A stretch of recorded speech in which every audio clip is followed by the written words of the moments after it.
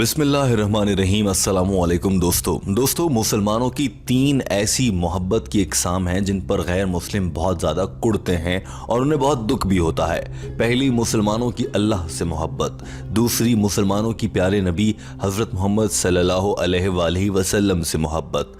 और तीसरी, मुसलमानों की अल्लाह की जानिब से भेजे गए आखिरी हिदायतनामे यानी कुरान मजीद की मुक़द्दस किताब से पाक मोहब्बत और उसका एहतराम होना है।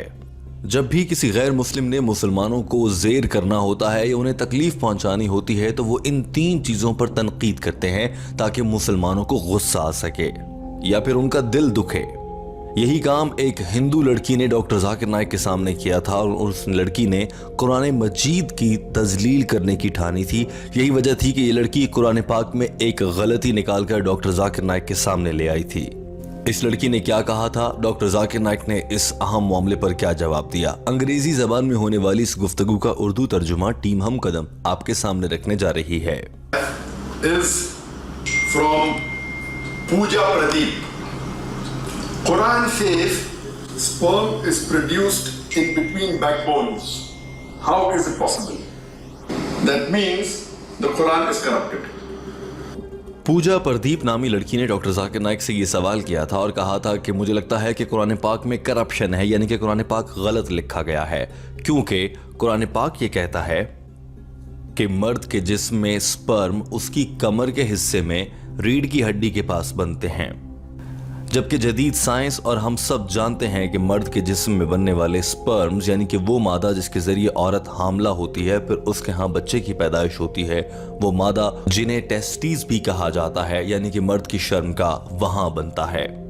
लिहाजा अगर इस लिहाज से देखा जाए तो कुरान पाक तो गलत साबित हो जाता है, नाउजुबिल्लाह। डॉक्टर जाकिर नाइक ने अब इस मुश्किल सवाल का जवाब देना था। पहली बात तो ये थी कि क्या डॉक्टर जाकिर नाइक मानते हैं कि वाकई कुरान पाक में ये लिखा है कि स्पर्म यानी कि वो मादा जिससे औरत को मर्द हामला करता है वो मादा मर्द की रीढ़ की हड्डी में बनता है? और अगर ऐसा ही है तो फिर साइंस से तो कुरान पाक हट गया और ये बात साइंस से साबित नहीं होती है। डॉक्टर जाकिर नाइक ये सवाल पढ़ते ही इंतहाई खूबसूरती के साथ मुस्कुराते हुए नजर आए। उन्होंने कहा कि हमारी बहन ने ये सवाल किया है और हाँ, मैं बताना चाहता हूँ कि कुरान पाक में ऐसा ही लिखा है कि मर्द के स्पर्म्स उसकी कमर की हड्डी में पैदा होते हैं। डॉक्टर जाकिर नाइक ने कहा कि कुरान पाक की सूरह तारिक चैप्टर नंबर 86 आयत नंबर 5, 6 और 7 में अल्लाह ताला ने यही इरशाद फरमाया है, और इंसान को सोचने दो अपने जिस्म के उस हिस्से से जहां से वो पैदा हुआ है, और इंसान को उस कतरे से बनाया गया है जो कि रीढ़ की हड्डी और कूले के दरमियान के हिस्से में बनता है। यानी कि कुरान पाक कह रहा है कि वाकई स्पर्म इंसान की रीढ़ की हड्डी में बनते हैं, जबकि साइंस तो कहती है कि स्पर्म्स शर्मगाह के जैसे हिस्से में बनते हैं, उन्हें टेस्टीज कहा जाता है। Chapter number 86, verse number 5, 6 of Quran from Surah Tariq. Chapter number 86, verse number 5, 6 and 7, where Allah subhanahu wa ta'ala says that let man think from what he's created. He's created from a drop which is emitted from a space between the backbone and the ribs. Doctor Zakir Naik ने कहा कि हमारी बहन को शायद जिसने ये सवाल किया है उसे मेडिकल नॉलेज नहीं है। अगर आप गौर करें और इंसानी जिस्म को समझें और साइंस को गौर से पढ़ें तो बज़ाहिर तो ऐसा ही लगता है कि हमारे जिस्म से या मर्दों के जिस्म से खारिज होने वाले स्पर्म्स दरअसल उनकी शर्मगाह के हिस्से टेस्टीज में बनते हैं, लेकिन दरअसल ऐसा नहीं है। ये स्पर्म्स इंसान की कमर यानी कि रीढ़ की हड्डी और उसकी पसलियों के दरमियान के इलाके में ही बनते हैं, और कुरान पाक ने भी ऐसा ही कहा है। मैं अभी साइंस से बताता हूँ। डॉक्टर जाकिर नाइक ने कहा कि शर्मगाह का वो हिस्सा जिसे टेस्टीज कहा जाता है जहां से बज़ाहिर लगता है कि स्पर्म बनते हैं, सवाल ये पैदा होता है कि वो हिस्सा इंसानी जिस्म के किस हिस्से से पैदा होता है।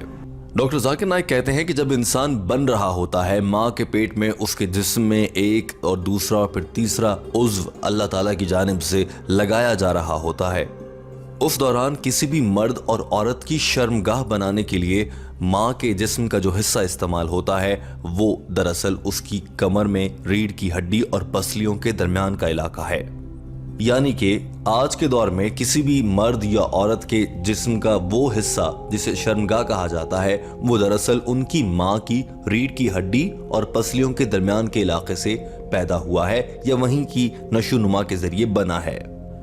ڈاکٹر ذاکر نائک ساتھ میں یہ بھی کہتے ہیں کہ جب انسان بڑا ہو جاتا ہے اور وہ بالغ ہو جاتا ہے تو اس کے جسم میں موجود شرمگاہوں کو خون کی فراہمی دراصل اس موقع پر بھی کمر یعنی کہ ریڑھ کی ہڈی اور پسلیوں کے حصے سے ہو رہی ہوتی ہے، یعنی کہ مرد ہو یا پھر عورت، ان کی شرمگاہ جب وہ ماں کے پیٹ میں ہوتے ہیں تو وہ ماں کی کمر کی ریڑھ کی ہڈی اور پسلیوں کے درمیان کے علاقے سے بنتی ہے، اور جب وہ بڑے ہو جاتے ہیں اس کے بعد ان کی شرمگاہوں کو خون کی سپلائی دراصل ریڑھ کی ہڈی اور پسلیوں کے علاقے سے ہی ہوتی ہے، یعنی کہ مرد ہو یا عورت، ان کے جسم میں موجود شرمگاہیں جو مکمل کام کر رہی ہیں وہ ریڑھ کی ہڈی اور پسلیوں کے علاقے سے آنے والے خون اور وہاں سے آنے والے اجزاء کی مدد سے کر رہی ہیں۔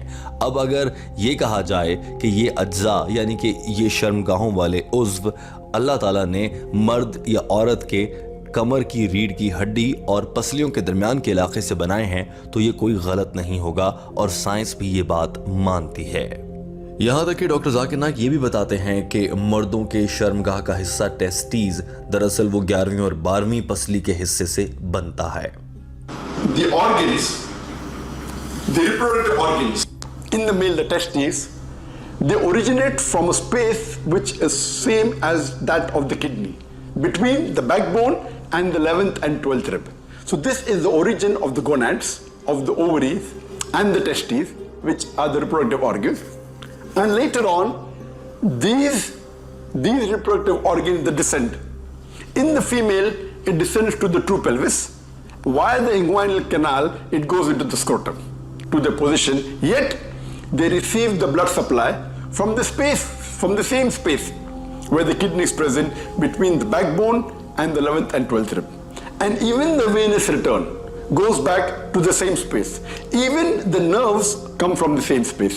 So alhamdulillah, at a time when medical science wasn't advanced and the doctor Zakir Naik نے یہ سب ایکسپلین کرنے کے بعد جب سائنس سے ثابت کر چکے کہ واقعی انسان کا سپرم اس کی ریڑھ کی ہڈی سے بنتا ہے اور قرآن پاک میں بھی یہ لکھا ہے، پھر ڈاکٹر ذاکر نائک نے کہا کہ اب بتائیے کہ آج سے 1400 سال پہلے جب سائنس ذرا بھی ایڈوانس نہیں تھی، سائنسدان تو پیدا بھی نہیں ہوئے تھے، اس موقع پر اللہ تعالیٰ نے قرآن پاک میں لکھ دیا کہ انسان کے جسم سے پیدا ہونے والا سپرم اس کی کمر سے پیدا ہوتا ہے، ریڑھ کی ہڈی کے علاقے میں بنتا ہے۔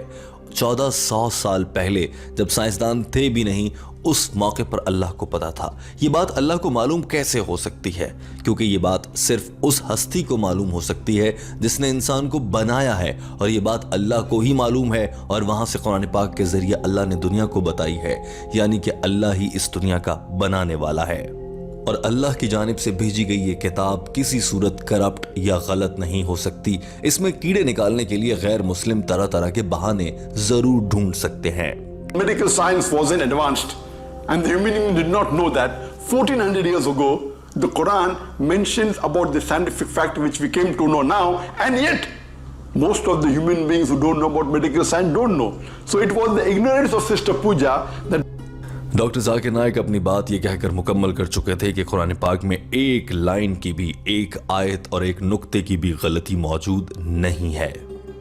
دوستو، آپ نے دیکھا کہ کس طرح سے ڈاکٹر ذاکر نائک نے اپنے میڈیکل نالج اور اپنی دانشمندی کے ذریعے اس خاتون کو جواب دیا، جس سے یقیناً آپ کو بھی بہت کچھ سیکھنے کو مل گیا ہوگا۔ ٹیم ہم قدم اس ویڈیو کے آخر میں آپ سے بھی ایک سوال کرنا چاہتی ہے۔ آپ نے دیکھا کہ ایک ہندو خاتون نے یہ سوال کیا ہے اور وہ قرآن پاک کا مذاق اڑانے کی کوشش کر رہی ہے۔ دوستو، آج کی دنیا میں بہت سے ایسے لوگ پائے جاتے ہیں جو قرآن پاک میں غلطیاں ڈھونڈنے کی کوشش میں لگے رہتے ہیں اور وہ آج تک ہمیشہ ہی ناکام ہوتے ہیں۔ ٹیم ہم قدم آپ سے جاننا چاہتی ہے، ایسے غیر مسلم کافروں کو جو قرآن پاک میں غلطیاں نکالنے کے بہانے ڈھونڈتے ہیں اور بار بار ناکام بھی ہو جاتے ہیں، انہیں آپ کیا پیغام دینا چاہیں گے؟ کامنٹ کیجئے اور اپنی رائے کا اظہار کیجئے۔ ویڈیو دیکھنے کا بہت شکریہ، اپنا بہت سارا خیال رکھیے، ہمارے چینل ہم قدم کو سبسکرائب کر لیجئے۔ اللہ حافظ۔